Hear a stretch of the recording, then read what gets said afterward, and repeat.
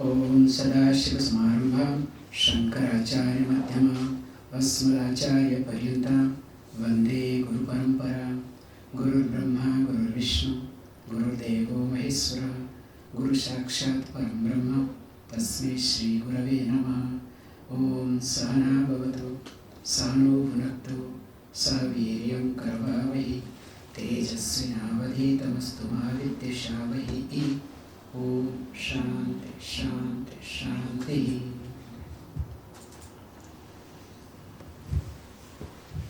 Thank you, Sri Bastavji, Rahulji, I would rather say, His Excellency. And next to me, Christina, taking so much pain to arrange. In fact, she is the person behind everything, following off. Thank you, Christina. And thank you, Anna, supporting. So both of them did a good job. And all of you. As His Excellency told a few words, in that, to be very honest, Embassy is always kind to us. So in every book, we come and lunch. So really, and especially this time we are here. Every time we used to be in the embassy office. I must really thank to you, allowing us and releasing this book. So thank you very much. Of course, as India is planning, India is growing. And this is the time for the countries that is growing, as Romania also is equally growing. So when we are growing, also we need to see in which way we are growing, whether this way, or we are growing mentally. If we are growing mentally, also we need to look at whether we are growing intellectually or emotionally. Because remember, any growth that we have definitely will have some decay. Physically, if I keep growing, you know what will happen. Then, intellectually, if I grow, it's more dangerous, presenting, and especially after this artificial intelligence, chat, GPT and whatnot.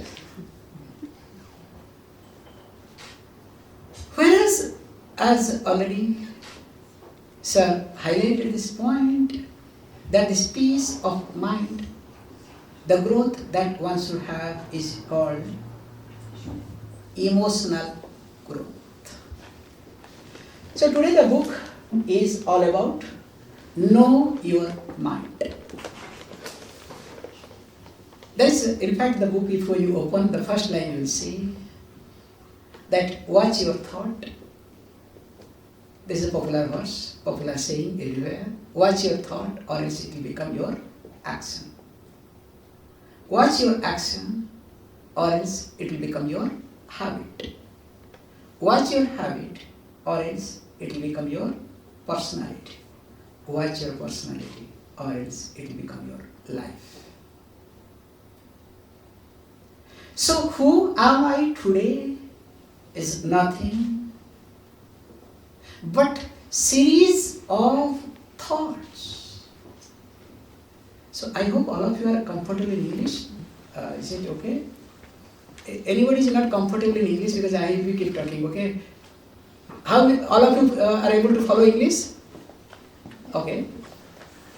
So okay, if you one or two, I cannot handle. Okay, okay, thank you all of you. So that means, if we see very carefully, that today each one of us, today who you are is nothing but you are the product of your thinking. But the problem here is, it is my thinking or somebody's thought that has been imposed upon me, and I say it is my thinking. It's a big question mark. And this book definitely is going to give insight, because each one of us do look at others. Basically, I am a curious person. I don't know whether you are curious or not. Means all of us are curious, okay? So, if we are curious to know everything other than me, so I want to know everything about you people. That's why the Shastra, I cannot say scripture, okay? English superficial translation called scripture, technically wrong. Shastra highlights that all our sense organs are designed to be extrovert.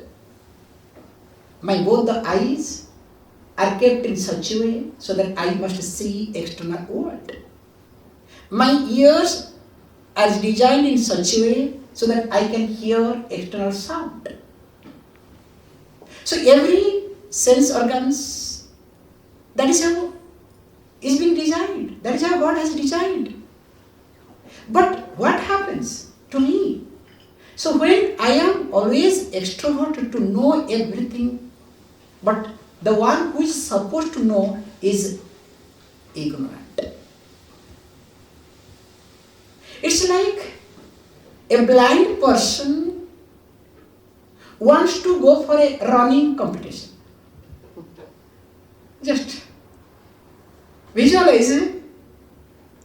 A blind person is motivated, inspired, pushed by people to go for a running competition, not walking competition, okay, running competition. What will happen? You know better. And this is what we are. So without knowing me, myself, now I want to know everything. In fact, now I know everything. Especially the Google era is over, Bing era started coming.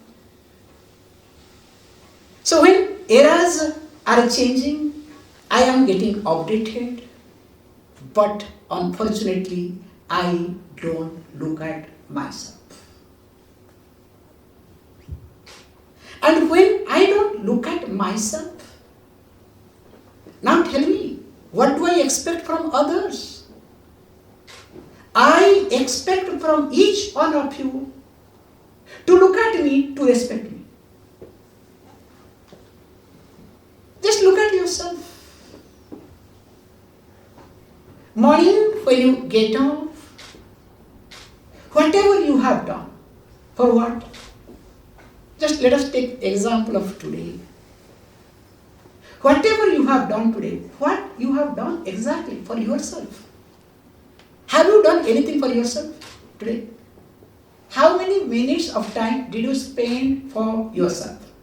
And don't say, I spend a lot of time in makeups, okay? I'm sorry, especially all this. Please understand, taking care of body is not for yourself, it is for others, you understand? So that you will be presentable. That you are being presentable is not for you, it's for others. Oh, I started eating, so that your body will be taken care. So again what? For others. Please think of, in a given day, how much time do you spare for yourself? And if you observe yourself, put together all the time, if you spend, to be very honest, 5 to 10 minutes in a day, I think you have done a big achievement. Just 5 to 10 minutes, I'm not talking more, okay? I'm not asking more. So I am not spending time for myself. But I complain always. Others are not giving me time. Is it acceptable? But that is what we all do. I don't take care of myself. No, nowadays we take care. And recently, different days went. Okay, recently one day went. I don't want to get into. We all want to take care of ourselves. Fantastic. Hey, when you want to take care of yourself, you want to really take care of yourself, or you want to announce the world that I am taking care of myself. We have a beautiful saying. Who is in the room? The answer comes what? I have not taken banana. It's a beautiful saying, okay? Who is in the room? So answer comes from inside what? I have not taken banana. Did I ask for it? Means that fellow is taking banana, okay? Or taken banana. So also here, as you started laughing or smiling, please look at yourself. Do you really take care of yourself? Or to announce the others, announce the world that you are taking care of yourself. Because if I take care of myself, my living will influence others. Again, I am repeating very carefully. If I take care of myself, my living will influence others. It's exactly like parents, okay? Parents and children relationship. Have you seen any children, any child, any of your child listen to you? I don't think so, okay? Because if you ask me personally, I have never listened to my parents. Maybe that's why I become a Swami, okay? Because whatever parents say, okay, and those days, nowadays, I don't know what they talk. We say generation gap, you don't know anything. As though we know everything, okay? We knew everything, nothing we knew, but what do you know? So why parents are not able to? Because a child who does not want to listen to the parents, father or mother makes no difference, but always follows parents. So they are being influenced by parents. That's why if you look at you'll be seeing a lot of points in the book. Both subconscious and conscious mind are being influenced by our parents. Especially every child. The way it reacts. The subconscious mind is completely connected to mother. Just observe yourself. Whenever you react, how you react in a given situation is connected to your mother. And especially when you take a decision. So decision making faculty works with father. So that means what? Parents directly influence us. Even though we want to get rid of parents, okay? We struggle, everybody, okay? Especially teenagers, okay? When they want to be independent. What is the independence? They want to put their hand in pocket of parents. But they want to claim that I am 18, I am free, I know what to do. You understand? Good, don't worry, we have also done, okay? But now we realize what stupid things we did in our life. Good. Each one have to go through to understand, nothing wrong with it. But the point here is, let me spare some time to look at my mind. Okay, now what is mind? There are different types of definitions of mind. One of the best way to look at mind is exactly like onion. Even though I don't take onion, okay? Mind is exactly like onion. So what do you mean by this word onion? Let us say you do not know what is onion. So now the instruction will be given to you. Hey, look at onion. Onion is nothing but you need to peel. So once you peel, that is called onion. Now you have taken this instruction. So what you will do? So somebody, okay, give me onion, you go to the shop or somewhere, so the person gives a shop. So you need to peel. So what you do? You keep peeling one after another layer. What happens finally? Is there anything called onion? If you keep peeling, if you are removing one layer after another layer, is there anything called onion? There is nothing called onion. But there is something onion. So also the mind. When you do not look at your mind, mind is very big. But when you start looking at your mind, when you start literally questioning your mind, when you start analyzing your mind, you will discover mind does not exist. So in short, I must learn to look at my mind and use my mind. Repeating. In short, I must learn to look at my mind and use my mind. But what happens to me? Do I use really my mind? I'm sorry. I struggle to use my mind. In fact, those people who are successful in different fields, those who have used their mind some way or other, little bit. And the more you use your mind, the more you become successful. But unfortunately, a common person is being used by mind.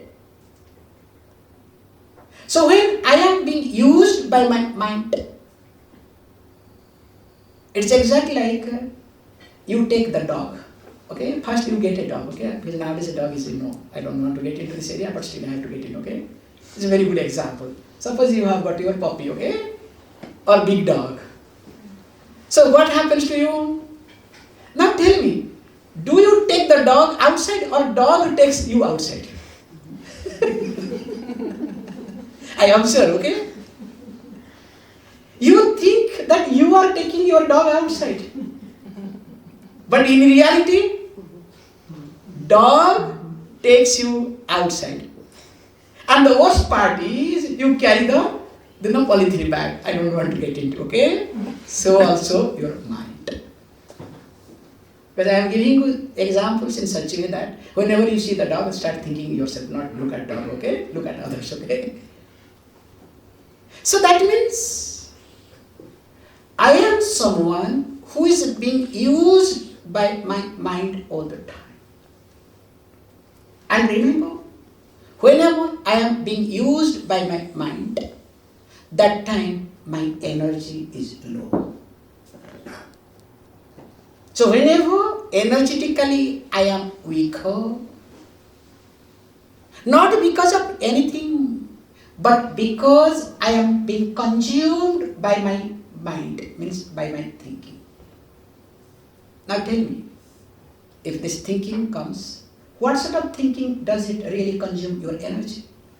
Have you ever thought of this point? It is not thought or different type of thoughts. It is a single thought that keeps coming. Can you look at this point? That time your energy becomes lower. When a given thought, a single thought, keeps coming to you without your interest, without your knowledge, where you don't have control over at all. For example, you are here, but suppose there is something in your house. I have done everything, but I should not think of house now. Thought comes, oh God, what happened? What happened? What happened? Some of you will do shaking your head. So when you don't want that to happen, a given thought, not only that given thought comes, it comes with its family. That's a more dangerous thing, okay? If that fellow comes alone, I can handle it, okay? It comes along with its family, related to that thought, will keep coming. Then what happens to me? Now, I am completely helpless. So that means, when my mind starts using me, I can use the word consuming me. That's a better word. When my mind starts consuming me, so in the process, what happens to me? Now, I want to resist. So when I want to resist, now that mind becomes more powerful. And that mind is called devil mind, we call it, okay? That's why what happens in our house, we say very nicely, when child, oh, where is the devil? So, okay, what does it mean? That fellow never listens to anything, okay? Where is the devil? Very joke and say, where is the devil? So that means, it's very clear. The moment I start resisting my mind, I make my mind as a devil mind. And knowingly or unknowingly, we are responsible for our devil mind. So if I am responsible for this sort of mind, I must learn to take responsibility to handle, to manage. Now question may arise, why are you using the word handle or manage? Why not control? Because remember, all religious people highlight you must control your mind. There are books also. But remember, never ever try to control your mind. Because you cannot control. And the more you try to control, the more mind will become stronger. We say beautifully, in quick way, quickest way, that if I say something, you remember that only. For example, let me share a beautiful story so that all of you are serious, okay, to divert your mind. I am seeing seriousness now, that's right. So it's an Indian joke. Let me come back. So there was a king. So the king decided, very nicely, because this is the life. So he was bald. And he decided, whoever is going to give me medicine, and I'll give half of the kingdom. It's amazing, okay? But as time passes, everybody becomes bald. However, the story I'm making record short. So what is happening is, everybody wanted to come, but he made another condition. If I don't get cured, capital punishment. If you get it, half of the kingdom. If you don't get it, capital punishment. So everybody went back. So there was a fellow, he agreed, he came forward. So everybody said, you know what is the consequence? He said, I know what to do. And he managed. He took like 1 year time by somehow or other. So he said, okay, this is the oil, after 1 year, you have to apply it. But remember, when you apply this oil, you should not think of egg. Okay? Remember, this is the only condition I have. When you apply, don't think of egg. Now what happens to the king? The moment he starts applying, which thought comes first? Means he should not think of egg, you understand? So also, controlling mind. So when I want to control my mind, I cannot control. Do you know why? The word control presupposes fear in me. Okay, very carefully I am using these words, okay?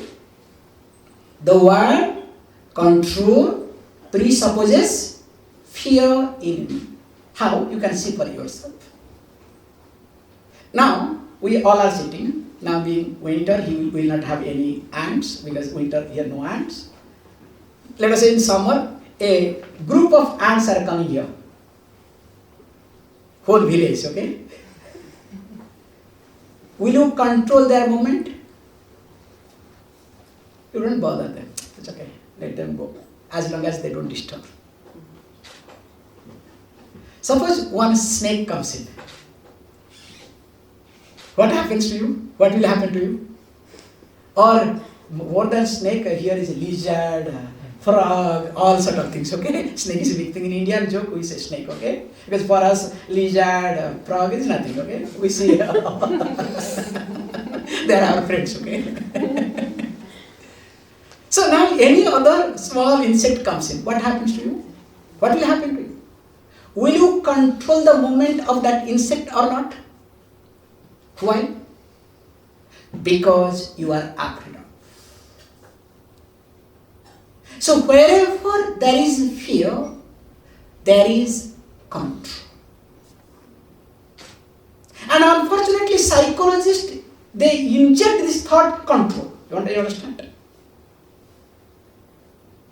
It's a very unfortunate thing happens. Let me not get into psychology because this topic, this book, pushes me to talk about that, okay? I cannot.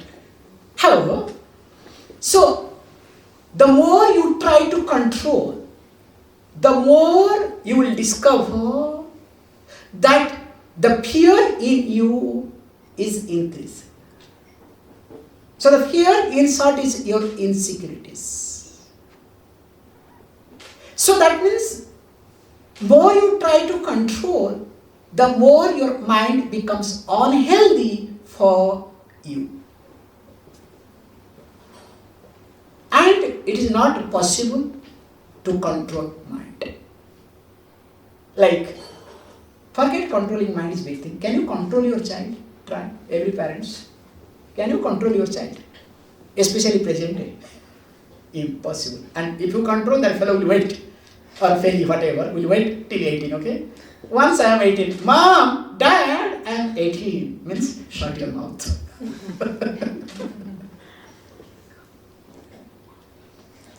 So that means what?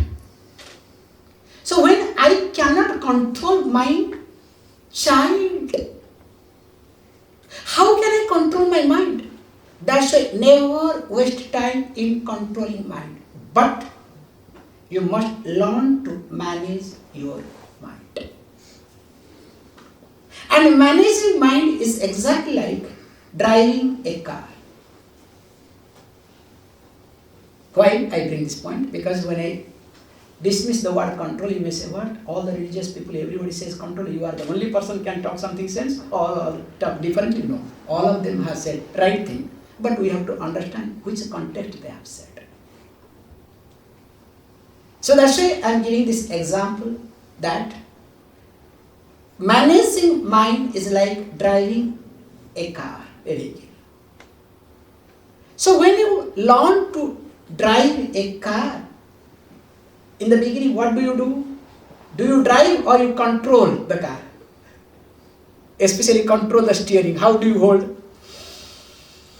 You understand your body language, your everything. Literally you control.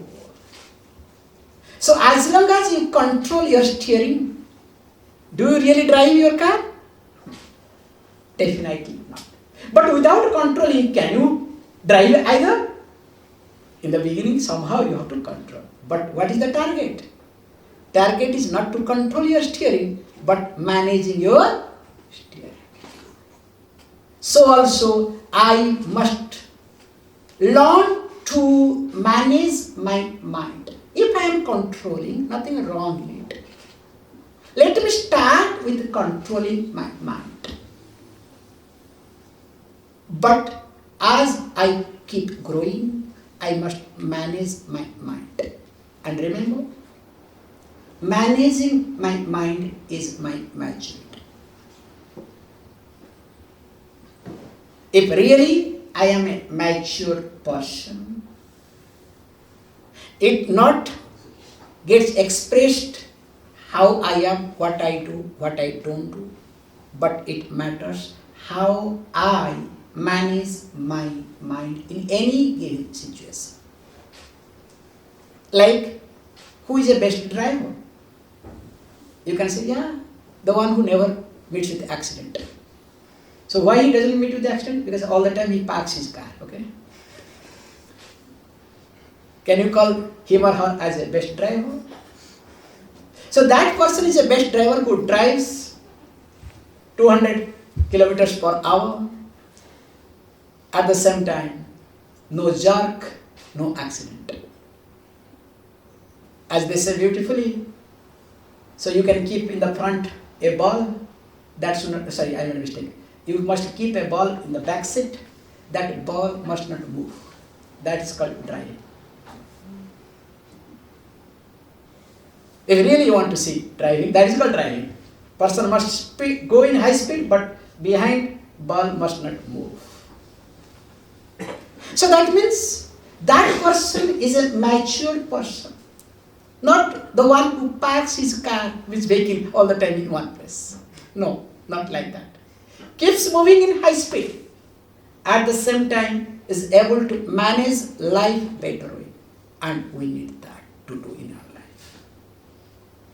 And this book is definitely going to give an insight, because as you have already seen the other books, as His Excellency told, first book was Yoga Vidya, second one was meditation, and this book definitely is going to be helpful for all of you.